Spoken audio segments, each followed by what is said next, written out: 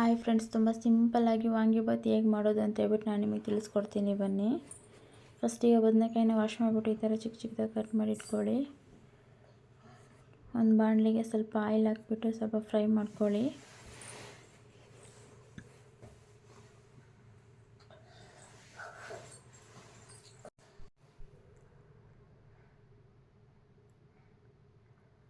ಈ ಥರ ಫ್ರೈ ಮಾಡಿಬಿಟ್ಟು ಸೈಡಲ್ಲಿ ಎತ್ತಿಟ್ಕೊಳ್ಳಿ. 2 ಈರುಳ್ಳಿ, 4 ಹಸಿಮೆಣ್ಸಿನ್ಕಾಯಿ, 2 ಟೊಮೊಟೊ ತೊಗೊಂಡಿದ್ದೀನಿ. ಒಗ್ಗರಣೆ ಮಾಡ್ಕೊಳ್ಳೋಣ ಬನ್ನಿ. ಸ್ವಲ್ಪ ಬಾಣಲಿಗೆ ಆಯಿಲ್ ಹಾಕ್ಬಿಟ್ಟು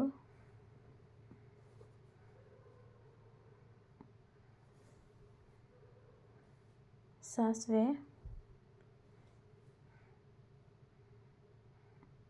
ಸ್ವಲ್ಪ ಕರಿಬೇವು, ಹಸಿಮೆಣ್ಸಿನ್ಕಾಯಿ,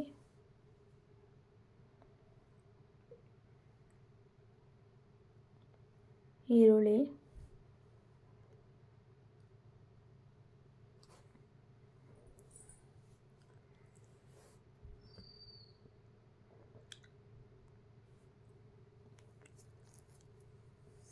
ಹಾಕ್ಬಿಟ್ಟು ಸ್ವಲ್ಪ ಮಿಕ್ಸ್ ಮಾಡ್ಕೊಳ್ಳಿ.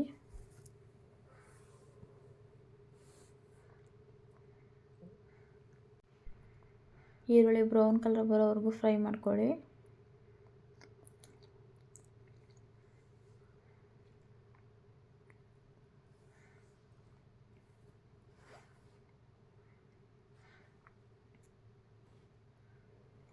ನೋಡಿ, ಫುಲ್ ಬ್ರೌನ್ ಕಲರ್ ಬಂದಿದೆ. ಈ ಥರ ಮಿಕ್ಸ್ ಮಾಡ್ಕೊಳ್ಳಿ ಚೆನ್ನಾಗಿ.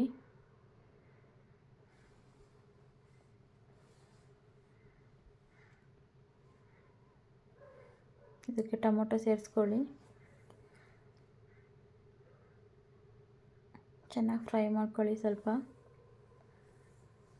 ಒಂದು ಚಿಟಿಕೆಯಷ್ಟು ಉಪ್ಪು ಹಾಕ್ಕೊಳ್ಳಿ. ಟೊಮೊಟೊ ಬೇಗ ಫ್ರೈ ಆಗುತ್ತೆ.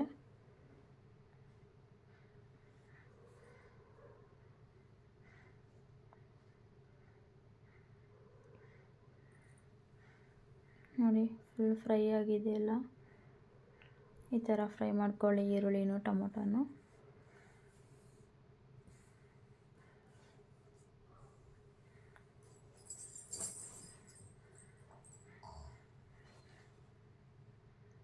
ಇದಕ್ಕೆ ಬದನೆಕಾಯಿ ಸೇರಿಸ್ಕೊಳ್ಳಿ. ಚೆನ್ನಾಗಿ ಮಿಕ್ಸ್ ಮಾಡಿ ಎಲ್ಲನೂ.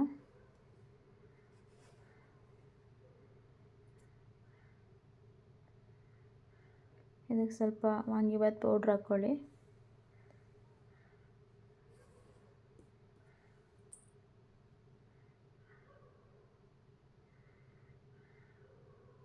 ಎಲ್ಲನೂ ಚೆನ್ನಾಗಿ ಮಿಕ್ಸ್ ಮಾಡ್ಕೊಳ್ಳಿ. ನೋಡಿ, ಈ ಥರ ಎಲ್ಲ ಚೆನ್ನಾಗಿ ಮಿಕ್ಸ್ ಮಾಡ್ಕೊಳ್ಳಿ. ಎಲ್ಲ ಮಿಕ್ಸ್ ಆಗಿದೆ ಚೆನ್ನಾಗಿ. ರುಚಿಗೆ ತಕ್ಕಷ್ಟು ಉಪ್ಪು ಹಾಕ್ಕೊಳ್ಳಿ.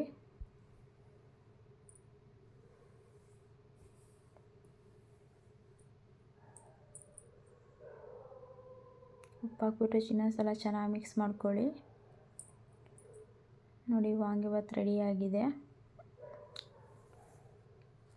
ಇದೇ ರೀತಿ ಮಾಡಿ ನೋಡಿ, ಟೇಸ್ಟ್ ಮಾತ್ರ ಸೂಪರಾಗಿ ಬರುತ್ತೆ.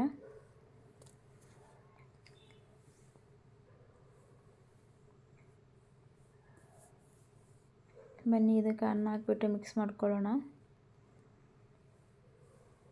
ಕ್ಲೀನಾಗಿ ಮಿಕ್ಸ್ ಮಾಡ್ಕೊಳ್ಳಿ. ಎಲ್ಲ ಅನ್ನದ ಜೊತೆ ಕ್ಲೀನಾಗಿ ಮಿಕ್ಸ್ ಆಗಬೇಕದು.